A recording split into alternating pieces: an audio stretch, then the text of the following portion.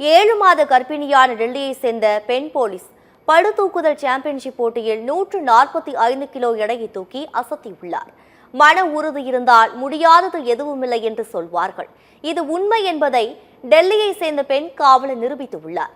ஆந்திராவில் நடைபெற்ற அகில இந்திய காவலர்களுக்கான பளு தூக்குதல் சாம்பியன்ஷிப் போட்டியில் டெல்லியை சேர்ந்த பெண் காவலரும் 7 மாத கர்ப்பிணியான சோனிகா யாதவ் 145 கிலோ எடையை தூக்கி பதக்கம் வென்று அசத்தியுள்ளார்.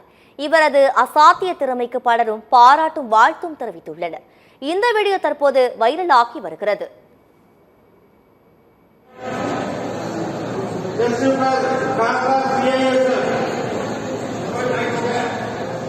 Come on, Sony, come on. Come on. Easy. Easy.